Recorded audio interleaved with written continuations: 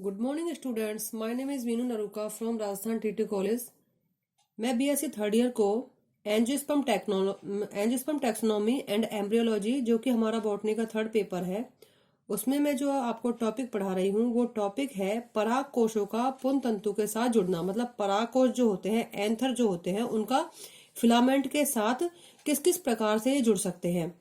इससे पहले मैंने आपको बताया है कि जो स्टेमन जो होता है, दैट मीन्स जो पुंकेसर होता है, उसके तीन भाग होते हैं। परागकोश, ठीक है, जिसे हम एंथर कहते हैं, पुतंतु जिसे हम फिलामेंट कहते हैं, इसके अलावा योजी जिसे हम कनेक्टिव कहते हैं। तो इसके बारे में हमने पढ़ लिया है कि एंथर की जो स्ट्रक्चर होती है वो किस प्रकार से होती है, ये किस प्रकार से पाली में डिवाइड होता है, और उन्हें पराग कोशक कहते हैं, दैट मीन्स एंथर लोब कहते हैं। और एंथर लोब जो है उसमें भी पराग पुटक पाए जाते हैं, दैट मीन्स पोलन सैक पाए जाते हैं। इसके बारे में हमने पढ़ा है। आज हम पढ़ेंगे कि जो पराग कोश है, वास्तव में जो इस प्रकार से जो पराग कोश जो होते हैं वो फिलामेंट से जुड़ने की स्थिति किस किस प्रकार से हो सकती है, किस किस प्रकार से वो जुड़ सकते हैं। तो उनकी जो जुड़ने की स्थिति होती है वो अलग अलग प्रकार से जुड़ सकते हैं। पराग कोश फिलामेंट पर विभिन्न प्रकार से जुड़े रहते हैं और इस आधार पर ये चार प्रकार से जुड़ सकते हैं। सबसे पहले हम बात करेंगे, पहला जो टाइप है उसको हम कहते हैं आधार लग्न, दैट मीन्स बेसी फिक्स्ड और इन्नेट। तो आपसे ऑब्जेक्टिव टाइप के जो प्रश्न है उसमें पूछा जा सकता है कि इन्नेट जो परागकोश है वो किस प्रकार से उनका जुड़ना होगा। ठीक है, परागकोशों को बताइए कि इन्नेट प्रकार का और बेसी फिक्स्ड प्रकार के किस प्रकार से होंगे। तो इसमें क्या होगा कि परागकोश के आधार से जो फिलामेंट है, पुतंतु है, वो जुड़ा रहता है, जैसे कि मूली है, सरसों है, पिटोनिया।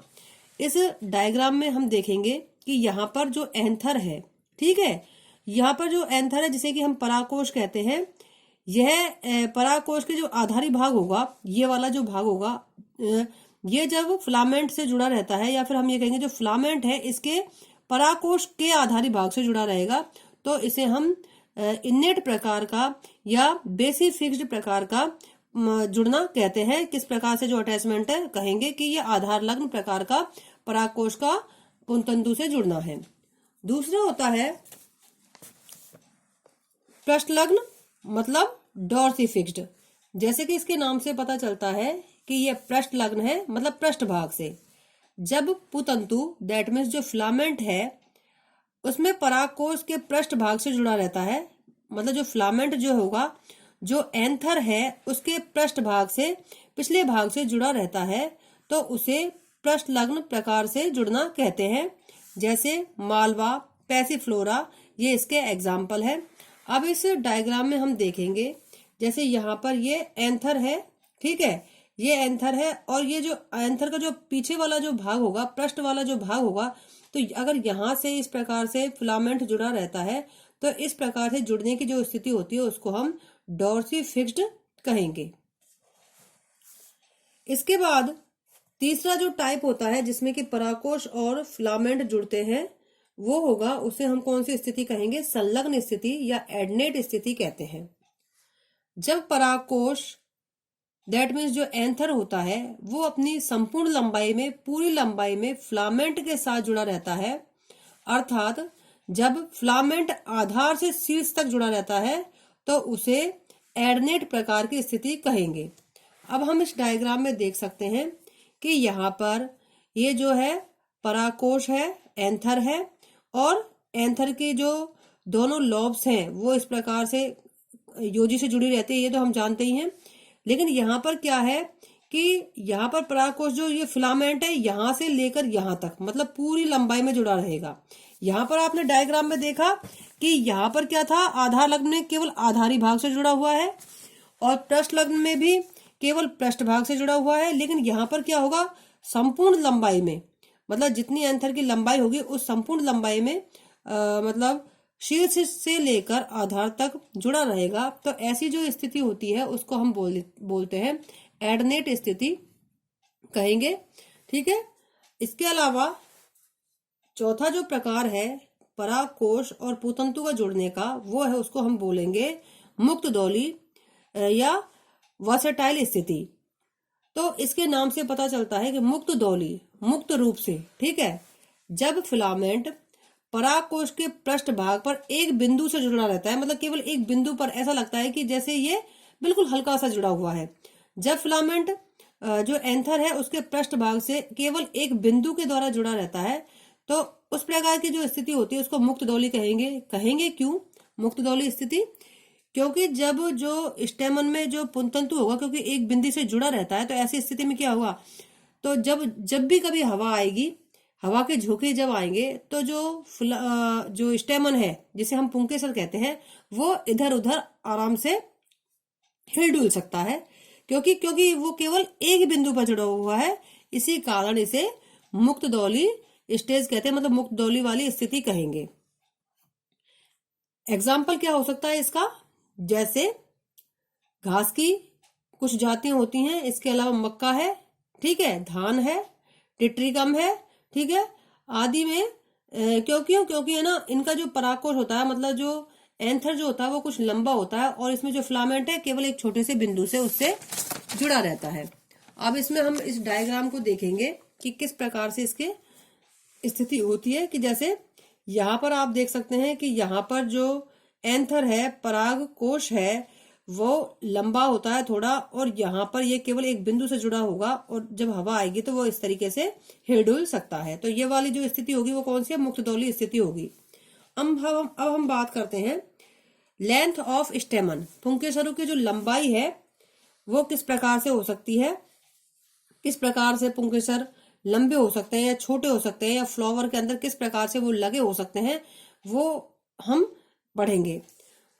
लेंथ ऑफ स्टेमन, परागकोश के स्फुटन व पुष्प खिलने पर वह पुष्प के भीतर रहते हैं या बाहर दिखाई देते हैं, तो इस आधार पर परागकोश निम्न प्रकार के हो सकते हैं। दैट मीन्स जो परागकोश जो होते हैं, एंथर होते हैं, वो फ्लावर खिलने पर परागकोश बाहर निकलेंगे, फ्लावर के बाहर दिखाई देंगे, या फ्लावर के अंदर ही स्थित रहेंगे। इस आधार पर जो परागकोश होते हैं वो कई प्रकार के हो सकते हैं। सबसे पहले है अंतर्मुखी, ठीक है। अंतर्मुखी में क्या होगा कि जब परागकोश का खांच युक्त अधरतल जायांग की ओर होता है, ठीक है, मतलब जो एंथर है उसका जो अधरतल होगा वो कहाँ होगा? गायनोशियम की तरफ रहता है, जिससे परागकणों का स्फुटन अंदर की तरफ होता है। तो यह अवस्था अंतर्मुखी अवस्था कहलाती है। अब आप इस डायग्राम में देख सकते हैं कि यहाँ पर जो परागकोश है, ठीक है, दैट मीन्स जो एंथर है, ये क्या होगा कि जो इनका ये वाला जो भाग है ये अंदर की तरफ होगा, मतलब इस तरीके से झुका रहेगा। ये जैसे गायनोशियम है और ये इस तरीके से झुका रहेगा। तो ऐसी स्थिति में जो इसमें परागकण होंगे, पोलन ग्रेन जो होंगे, तो जब ये स्फुटित होगा तो कहाँ पर गिरेंगे? ये अंदर की ओर ही गिरेंगे। तो इस प्रकार की जो स्थिति होती है वो अंतर्मुखी अवस्था होती है। क्यों? क्योंकि जैसे मान लीजिए ये गायनोशियम है और यहाँ पर अगर लगे हुए हैं परागकोश, तो अगर वो ऐसी स्थिति में इसमें पोलन ग्रेन है, और ये इसकी जो स्थिति है इस तरीके से है कि यहाँ से जो पोलन ग्रेन है वो इस पर गिरते हैं, तो मतलब अंदर की तरफ होंगे, इसका जो अधरतल होगा वो अंदर की तरफ होगा। तो ये इससे क्या होगा कि जो पोलन ग्रेन होंगे वो अंदर ही गिरेंगे, बाहर की ओर नहीं होंगे। पुंकेसर जो होंगे बाहर तो दिखाई देंगे, लेकिन उनकी स्थिति अंदर की ओर होगी, ठीक है, इस तरीके से झुके रहेंगे। तो इस प्रकार की जो स्थिति होती है उसको हम अंतर्मुखी स्थिति कहते हैं परागकोशों की। दूसरी जो स्थिति होती है उसे कहते हैं बहिर्मुखी स्थिति। बहिर्मुखी स्थिति में आप देखिए, जब स्फुटन बाहर दल की ओर होता है, अर्थात परागकोश दल की ओर स्फुटित होते हैं, तो यह बहिर्मुखी अवस्था कहलाती है।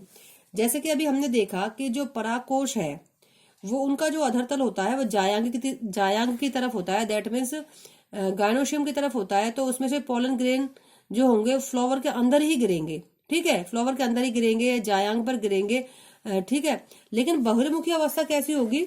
उसमें एंथर जो होंगे उनकी की स्थिति इस प्रकार से होगी कि अब आप इस डायग्राम में देख सकते हैं कि ये अंदर की ओर नहीं है बल्कि बाहर की ओर स्थित है। और जब इनमें स्फुटन की क्रिया होगी, दैट मीन्स जब इसमें से परागकण निकलेंगे तो वो परागकण कहाँ गिरेंगे? दल पर गिरेंगे, दैट मीन्स जो पेटल है उस पर गिरेंगे, कलरफुल जो भाग है फ्लावर का उस पर गिरेंगे, ठीक है, तो बाहर की ओर गिरेंगे। तो इस प्रकार की जो स्थिति होती है इसको क्या कहते हैं पुंकेसरों की? ये बहिर्मुखी स्थिति कहलाती है। इसके अलावा एक अलग स्थिति होती है, उसको हम कहेंगे निःसृत स्थिति। ठीक है, तो इस प्रकार की जो स्थिति होती है, जब पुंकेसर दलपुंज के बाहर अर्थात पुतंतु लंबे होने के कारण पुंकेसर पुष्प के बाहर निकल आते हैं, तो यह वाली जो स्थिति होती है निःसृत स्थिति कहलाती है। ठीक है, मतलब पुंकेसर जो स्टेमन होंगे, इसमें हम इस डायग्राम में देख सकते हैं कि जब पुंकेसर कितने लंबे होंगे, बहुत ही लंबे होंगे, मतलब जो फ्लावर है उसमें कहीं अधिक लंबे होंगे, अन्य भागों की अपेक्षा अगर लंबे होंगे, तो ऐसी स्थिति में क्या होंगे कि ये जो स्टेमन है वो फ्लावर से बाहर लटके हुए दिखाई देंगे। तो इस प्रकार की जो स्थिति होती है उसको हम निःसृत स्थिति कहते हैं, क्योंकि अब आप इस डायग्राम में देख सकते हैं ये जो जितने भी स्टेमन है ये फ्लावर से बाहर निकले हुए दिखाई दे रहे हैं। तो ये वाली जो स्थिति होती है एक्सर्टेड स्थिति होती है, इसको हम निःसृत स्थिति कहते हैं। अगली जो स्थिति होती है उसको हम बोलते हैं इंसर्टेड स्थिति या आलग्न स्थिति। जब पुंतंतु छोटे होते हैं, मतलब कि जब फिलामेंट छोटे होते हैं, ठीक है, तो पुंकेसर पुष्प के अंदर होते हैं। यहां पर पुंतंतु नहीं, यहां पर हम ये कहेंगे कि जब एंथर छोटे होते हैं, जब पुंकेसर, या फिर हम ये भी कह सकते हैं कि पुतंतु छोटे होंगे। निश्चित है, क्योंकि जो पुंतंतु छोटे होंगे तो ऑटोमेटिकली वो बाहर नहीं निकल पाएंगे, फिलामेंट जो होगा छोटा होगा। तो ऐसी स्थिति में भी क्या होगा, जब जो पुतंतु छोटा होगा, दैट मीन्स जो स्टॉक है, फिलामेंट है, छोटा होगा, तो ये जो पुंकेसर है, दैट मीन्स जो स्टेमन है वो भी छोटा हो जाएगा। ठीक है, उसकी जो लंबाई है, ऊंचाई वो भी छोटी हो जाएगी।